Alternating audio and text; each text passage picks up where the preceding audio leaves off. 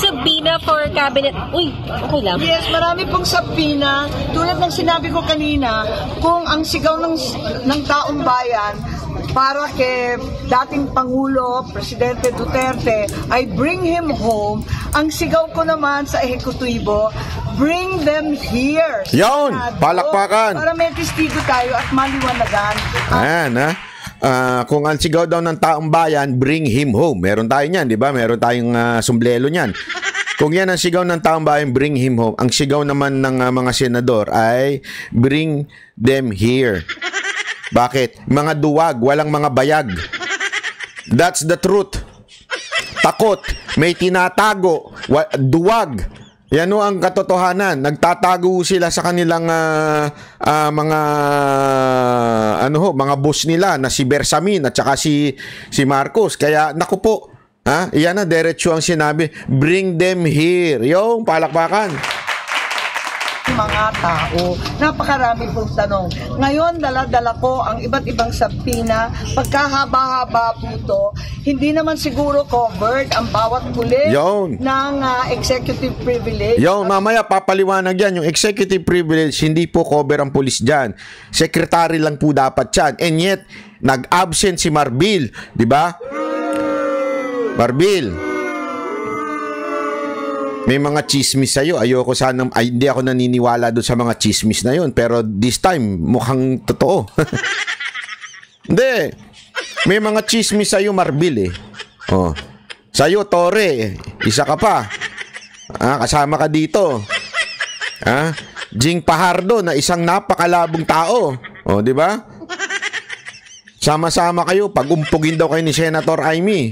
Oh, antay natin kung ano mangyayari. Ang subjudice, andito yung mga subpoena para kina Jean Fajardo, General Nick Deloso Torre, ang ating mga secretary, Special Envoy Marcos Lacanilao. Ang dami po ang dami-daming hindi sumipot, kaya hindi tayo makausad sa atin. Andito rin si General Marbil. Ang dami pong subpoena.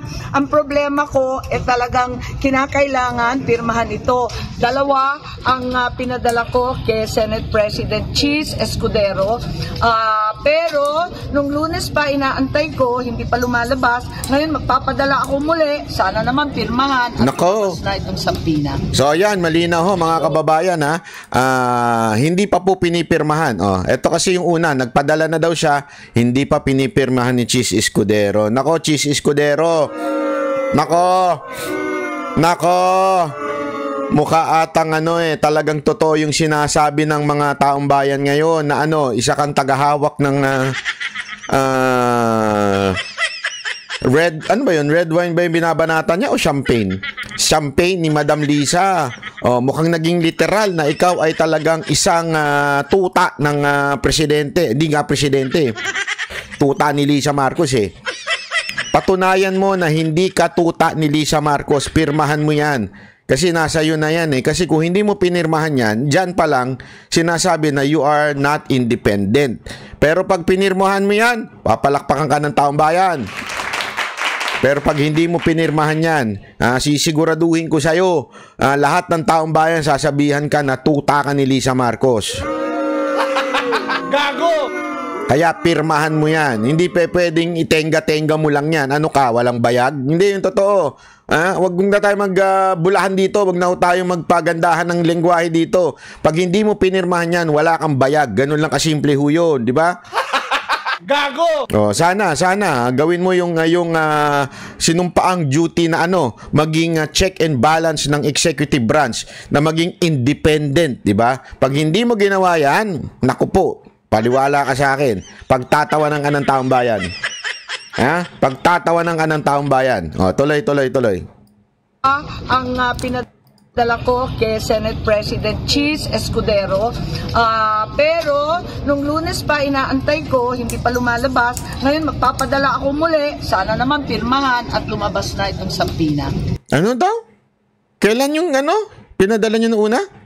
Nung Lunes pa inaantay ko, hindi pa lumalabas. Sandali, putang. Huwag ka na magmura, banat bay. Correct me if I'm wrong. Today is Thursday. maa-upload ko to Friday. Therefore, I conclude. Inabot ng 1 week sa opisina mo? Chis Escudero? Ano to, naglaantay? Kasi sabi ni Pangulong Duterte, pag ang isang papel, isang dokumento tumagal sa opisina, may nangyayari himala. Tama, mali. May inaantay. Hindi po ako nagsabi niyan, si Pangulong Duterte. At saka nga naman, anong inaantay natin? Grasya. Pagpapala. Bakit Lunes pa daw unless sinungaling to si Marcos, may pagka. Pero unless hindi yung totoo sinasabi niya, di ba?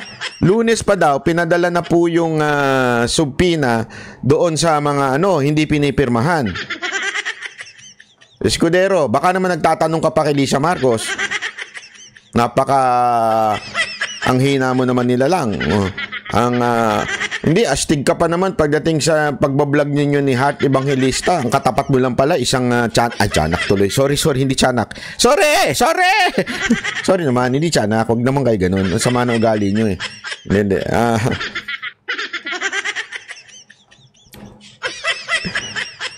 Bakit? Anong arigluhan dyan? Anong arrangement ninyo? Bakit hindi mo pa pinirmahan nung Lunes? Hindi ako nagtatanong lang ako, bakit hindi mo pa pinirmahan nung Lunes? Talaga bang alalay ka lang ni Lisa Marcos? Lunes pa daw sabi ni Senator Amy. Ulitin natin sa bahagi na to. Lunes pa daw. Ang pinadala ko kay Senate President Chis Escudero, pero nung Lunes pa inaantay ko, hindi pa lumalabas. Ngayon magpapadala ako muli. Sabi ng muli is same yung pinadala, kaya nga magpapadala daw siya muli. Di ba? Naman pirmahan at lumabas na itong subpoena. Sana naman pirmahan. Nako, patay ka. Walang niya ka pag hindi mo yan pinirmahan, talagang balalay ka. Di ba? Sige.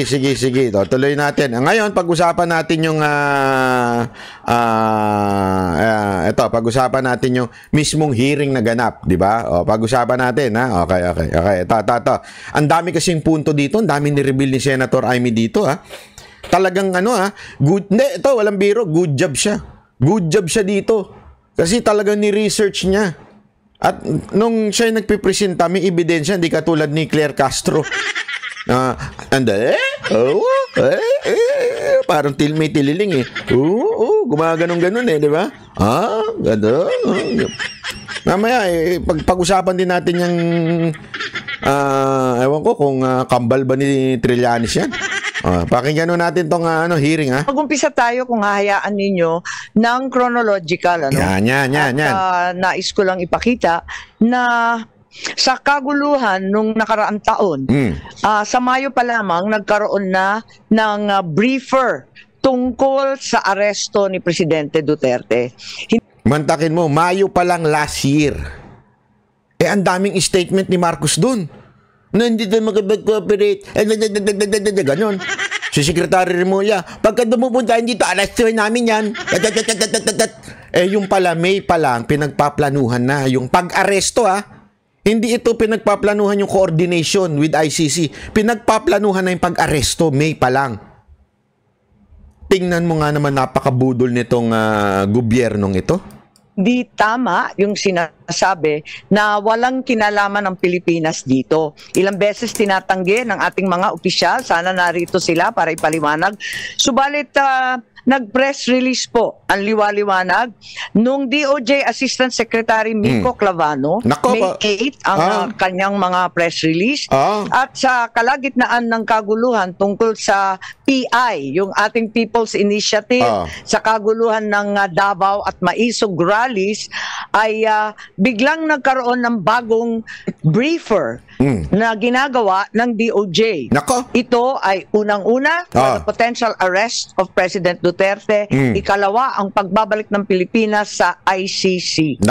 Maliwanag na last year pa, May of 2024, nag-umpisa na ito. At sabi rito, aware naman tayo na yung policy ay hindi papasukin ng ICC. pero posible naman mag-iba. So, yun ang nakakaabala dito. Mayo pa lang, pinaplano na yata ito.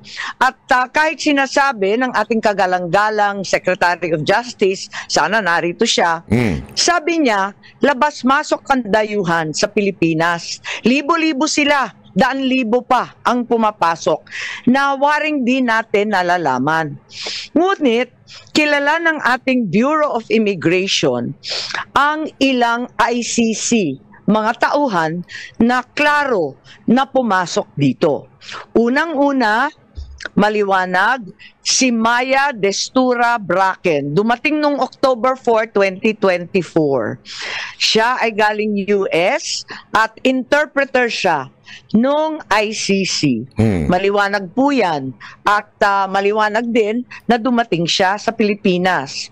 Ikalawa, andito din yung protection expert para ipagtanggol ang mga testigo.